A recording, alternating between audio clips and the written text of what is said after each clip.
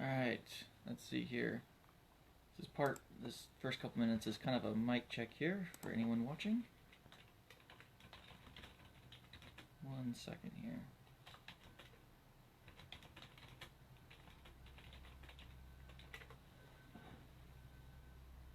Let's see.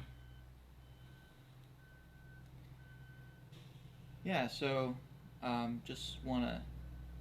So at this point, if anyone's watching, just make sure I can be heard and seen. And yeah, we're going to get started here in a couple of moments. Just want to make sure I'm doing this right. Morning, Zach.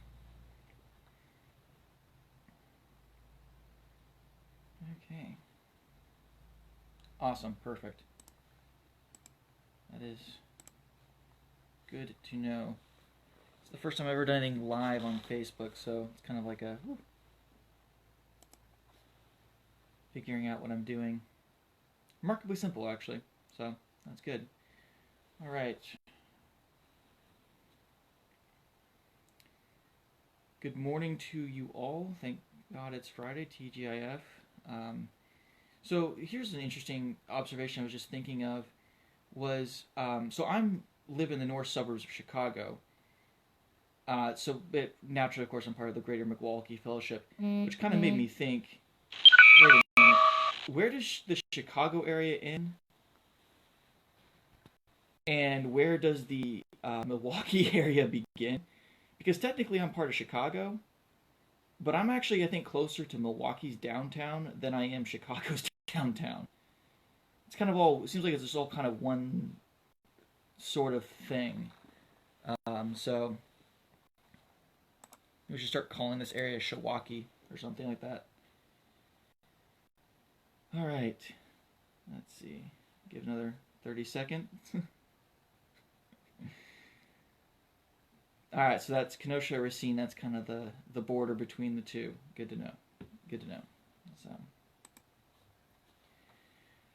alrighty. Well, for those of you joining in, we're going to have a short devotional here, 10 to 15 minutes. I don't know how well you guys can see the whiteboard behind me, or if you have to read it backwards. But there are a couple texts that we're going to kind of look at briefly. One is Exodus 14. Verses 10 through 14, and obviously we're not going to read the whole thing, but Isaiah chapters 36 through 37. And the title of this morning's devotional, I was thinking about this last night, and this morning is A Time to Do Nothing, which seems both entirely reasonable for right now, and also very counterintuitive. But before, of course, we start off, we're going to go ahead and have a quick prayer. So, Jesus, I want to thank you for technology that allows us to remain connected, allows us to interact with each other, even when we're supposed to be isolated and staying home. I can only imagine how much more difficult and insanity-inducing this whole situation would be if we didn't have these ways of connecting with each other and reaching out to each other. Bless us this next 10-15 minutes this morning as we discuss your word, and help it to be encouraging, help it to be invigorating, and something that just helps us get us through the day a little bit easier. Thank you for your blessings. In your name, amen. All right, so time to do nothing. The first passage we're going to look at and where we're going to start is I want you to kind of picture the scene with me a little bit here. It's going to be Exodus 14, which is the story of the Red Sea crossing. And we're going to start with just imagine being an Israelite. Your whole life, you've been a slave, you've been working on building cities and towns, making bricks, which is not fun at all. And this guy Moses shows up. Some very bizarre, strange things happen, and next thing you know, you're free. Not entirely sure what free means, but you're leaving Egypt, at least, to go to this other place where you're supposed to live, and it's supposed to be yours for generation after generation. I'm certain there's a lot of questions going through your head. There's a lot of things where you're like, I don't even know what most of this stuff means. Again, I've been a slave my whole life, you know, whatever. But it's a chance for something new. It's hopefully a chance for something better. It's interesting, kind of a side, ancient Near Eastern history, archaeological side note, is that mass movements of population was actually a fairly common thing in the ancient world. We read about mass deportations where one powerful empire would come in, conquer a small country, and then deport most of their population to another area. And it sounds terrible, but in truth, for a lot of people, those were fresh starts and new opportunities. This is kind of the same thing, only voluntary. So you're an Israelite. You're trying to figure out what it means to be free. You're trying to figure out what it means to be an Israelite. Trying to figure out what it means, what it's going to be like where you're going. And you're hopefully a little bit excited about having a new start. You're kind of wandering around trying to find the exit out of Egypt. You find yourself coming to a series of lakes and marshes between the Mediterranean Sea and the Gulf of Suez, which in Hebrew is the Sea of Reeds, Yam Suf. And you're trying to figure out how to get across that, because the only passage out of Egypt across the Sinai Peninsula goes through a series of Egyptian fortresses. And they're not going to just simply open the door and let you out. So you got to find some other way of getting to the Sinai Peninsula so you can get up into Canaan, but without having to face the Egyptian military. Which means you either have to cross these marshes and lakes, or try to swim across the Gulf of Suez, or try to swim through the Mediterranean. One of those options. Not a lot of good options there. And so you're sitting there, and you hear kind of this sound behind you. It's like a ram's horn. And you turn around, and you see a whole bunch of Egyptian chariots coming down on you. You don't have any weapons. You don't have any armor. You're defenseless. And this is kind of where we pick up the story, where there's nowhere for you to run. On the one side, and on the other side, you have a bunch of people coming to kill you. And it's terrifying. Any sane person would be terrified in that situation. So when we pick the story up in verse 10, the Israelites' response actually kind of makes a lot of sense. Now it says, I'm reading from the English Standard Version, it says, "When Pharaoh drew near, the people of Israel lifted up their eyes, and behold, the Egyptians were marching after them. And they, the Israelites, feared greatly. And the people of Israel cried out to Yahweh. They said to Moses, 'Is it because there were no graves in Egypt that you have taken us to die in the wilderness? What have you done to us, bringing us out of Egypt? Is it not what we said to you in Egypt? Leave us alone that we may serve the Egyptians? For it would have been better for us to serve the Egyptians than to die in the wilderness.'" This is where I think things get particularly interesting. Is, what are the Israelites supposed to do in this situation? How are they supposed to handle this? And Moses' response, I think, is very interesting. He says in verse 13, "And Moses said to the people, 'Fear not, stand firm, and see the salvation of Yahweh, which he will work for you today. For the Egyptians whom you see today, you shall never see again. Yahweh will fight for you, and you only have to be silent.'" You only have to be silent. In other words, the thing that you're supposed to do is nothing. Nothing. You're not supposed to fight. You're not supposed to run. You're just supposed to stand there quietly and let whatever happens happen. This is, I think, very difficult for us to do, and very difficult for us to wrap our heads around, the idea of doing nothing. And don't get me wrong, there's tons of cases in the Bible where doing something was what was required. But sometimes, and in many times, The act of faith is simply to do nothing. Now, of course, most of us know the rest of the story. Moses stretches out his staff over the Sea of Reeds, the Red Sea, depending on how you translate that, opens a path. The Israelites skedaddle through. The Egyptians try to come on through after them and get drowned. But the thing is, the act of faith, what the Israelites were supposed to do, was nothing. Now, let's fast forward about 700-ish years, give or take a century. And that brings us to Isaiah 36 and 37. This is a story which really most of, if not the entirety of the book of Isaiah, really revolves around this particular incident. And this happens in the year 701 BC, during the reign of King Hezekiah of Judah. And it's a story of the Assyrian invasion of Judah, led by Sennacherib, the king of Assyria. There's a lot of background stuff to this story that doesn't necessarily come out in the text, in the biblical text itself. And like I said, we're not going to read the whole story. I encourage you to read 36 and 37 on your own when we're done. It's a phenomenal story of deliverance. But the build up to this, from a historical archaeological standpoint, which for those who don't know, archaeology and ancient Near Eastern history is what I do.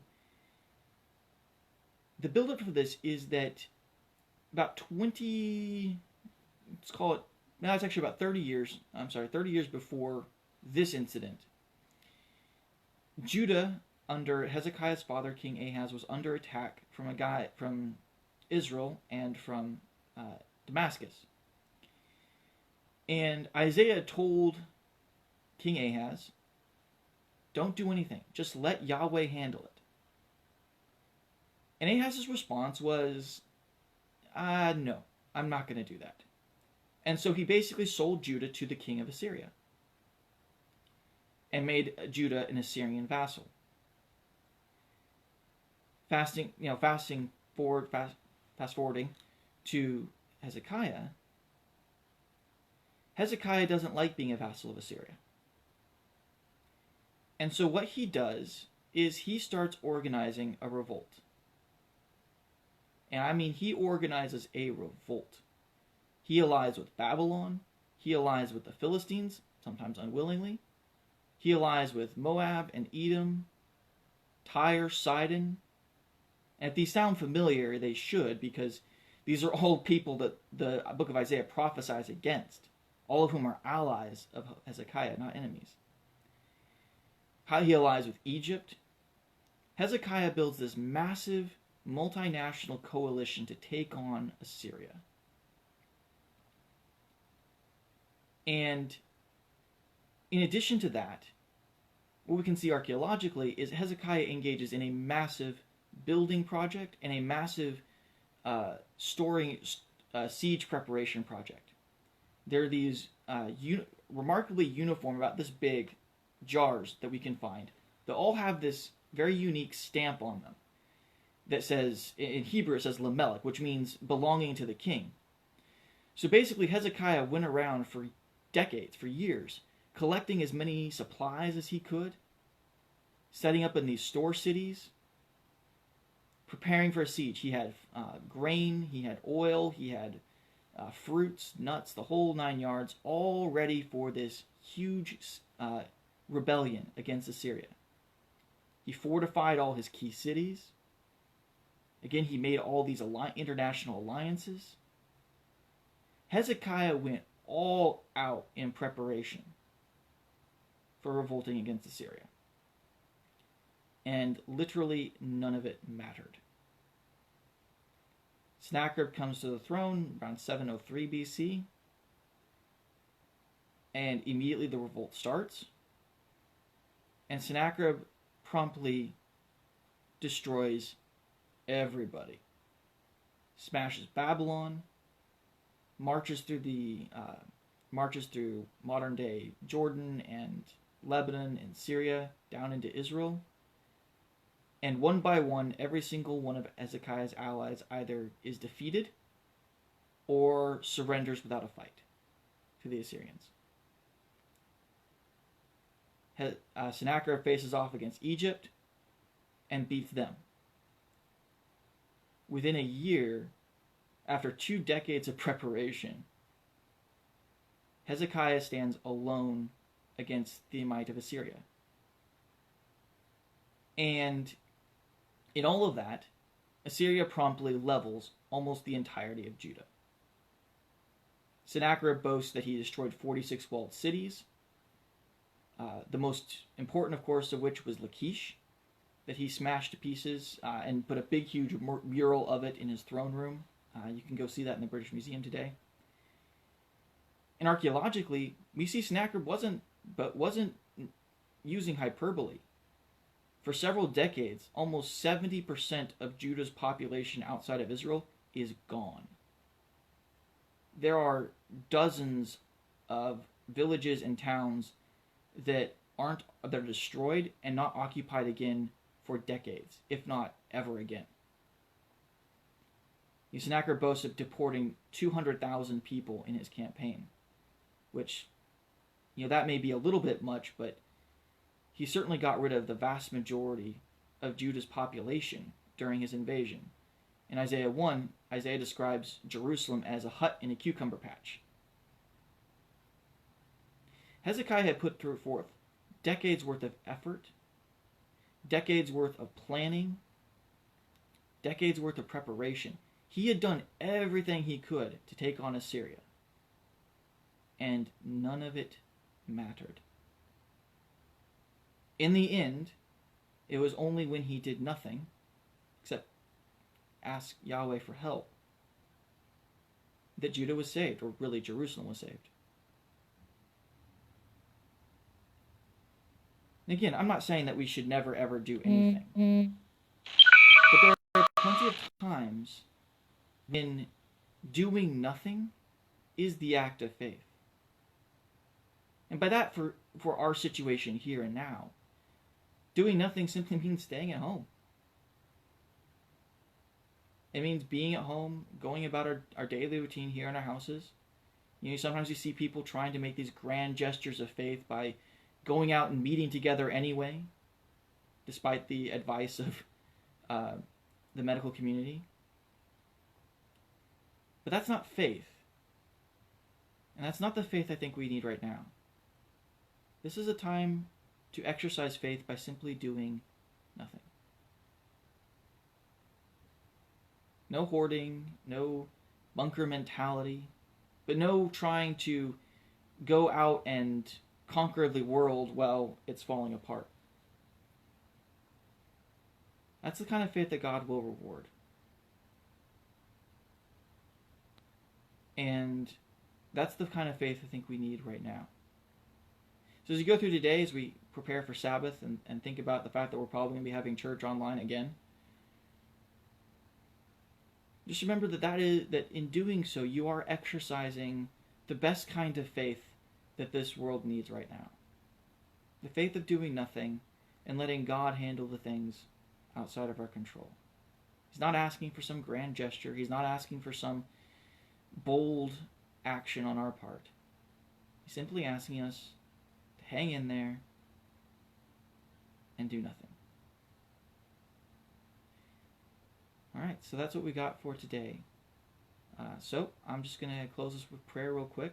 Thank you for joining me, and I hope that this has been a blessing to you. Certainly it's been a blessing to me as I've had the opportunity to sit and prepare.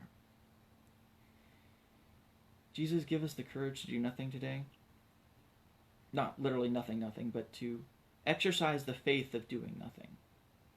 Of letting you take care of the issues around us, and to recognize that what you need from us is to just simply stay home and do what we do. That this is your battle to win, not ours. Bless each of us in the Chicago and Milwaukee areas as we try to build connection, community, without meeting face to face. In your name, amen. Many blessings to you all, and I hope you have a wonderful day.